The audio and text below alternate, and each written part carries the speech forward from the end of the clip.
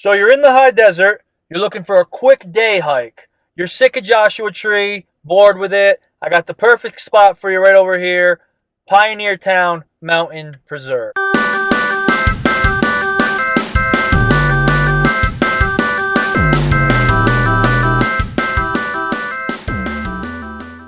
Alright, I'm going to talk over this portion of the video here. So entering the Pioneertown Mountains Preserve, if you're coming down Old Woman Springs Road or up Old Woman Springs Road out of Yucca Valley, you just get onto Pipes Canyon Road and follow it straight, and that will lead you directly into the entrance of the preserve. If you are coming from Pioneertown itself, you're just going to drive by Pappy and Harriet's. It'll be on your right. Keep going straight. You'll get out of town, and the Pioneertown Mountain Preserve will be on your left.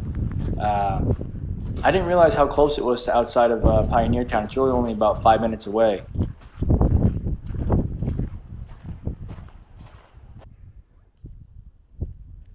Alright, so out here at the Pioneertown Mountain Preserve, which is a 25,000 acre nature preserve up here in the high desert. A ton of trails.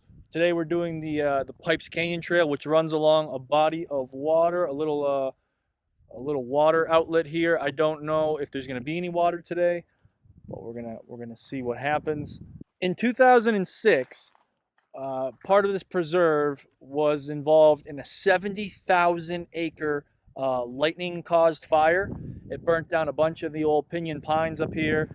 It burnt down a ton of the wildlife. I don't know if that's on this section of the trail, but I guess we're going to see in a minute.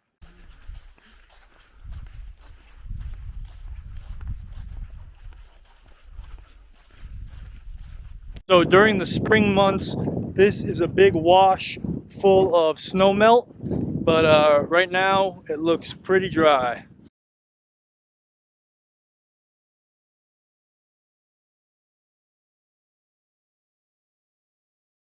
So if you look closely on the hillside here, you can see a lot of these trees are burnt.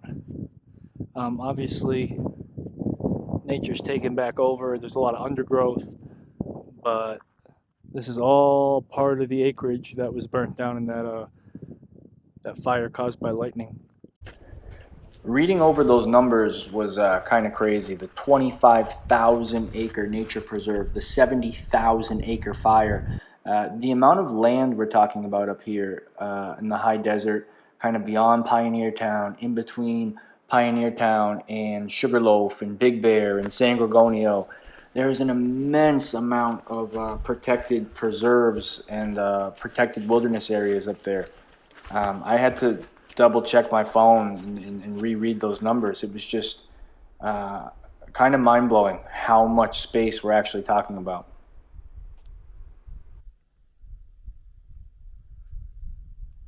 So on this particular trail, you do have to pay attention to the trail markers. We just went on like a little 1/10 of a mile detour off the trail. Looks like a common place people get lost, but there's a couple switchbacks through all this brush here on the wash. So just be aware of making sure you're on the trail.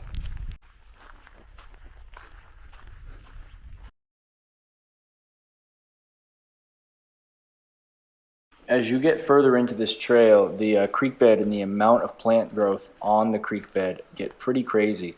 This tunnel was really, really cool. There's hawks, owls flying all over the place. It was you really feel like you're not in the desert you're used to seeing. You feel like you're in another world.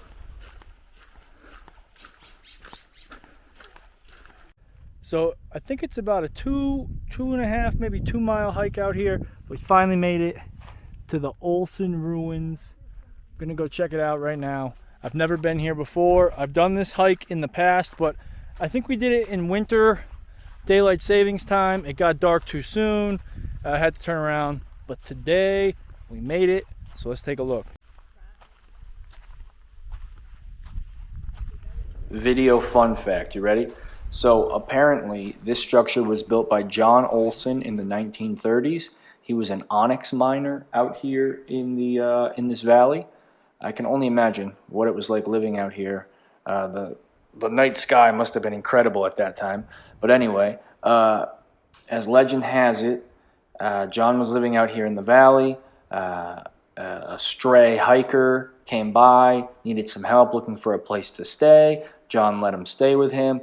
Apparently, they got into a dispute. The hiker shot John and then ran away from the home.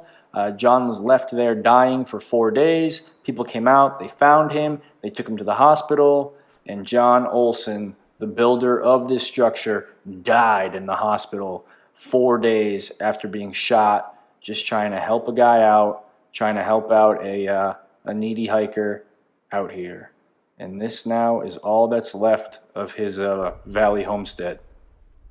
This is the roof. A lot of glass, a lot of bottles.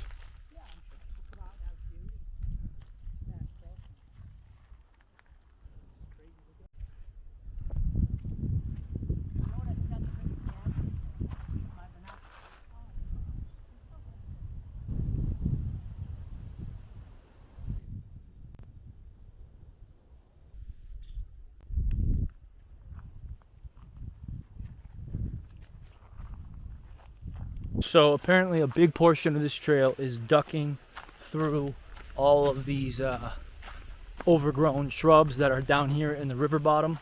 Like I said, there is no river right now, but I'm imagining when it's flowing, it gets pretty crazy in here.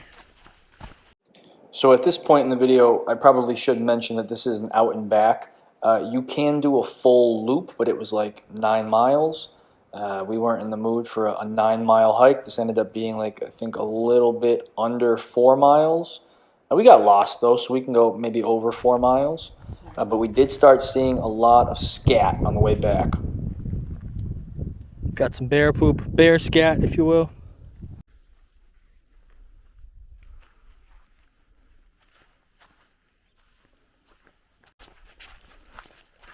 I love this camera.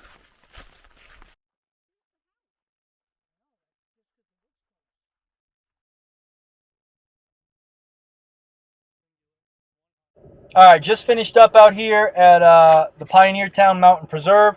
Took us about 2 hours to get down to the Olson Ruins and back. Beautiful day today. I think it was only about 75, 78 degrees. All sunshine. I'd say light to moderate difficulty. Nothing crazy, but you did have to kind of climb down and scramble through some of the underbrush.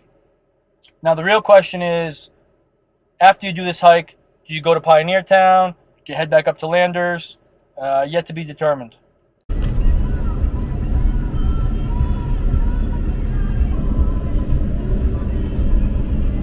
But I get at the table and you get me something. No, because that's the thing. That's a wrap, folks. After you do the Pioneertown Mountain Preserve hike, head over to Pioneertown, hit up Red Dog Saloon or Pappy and Harriet's, get yourself a well-deserved beverage. See you guys next time.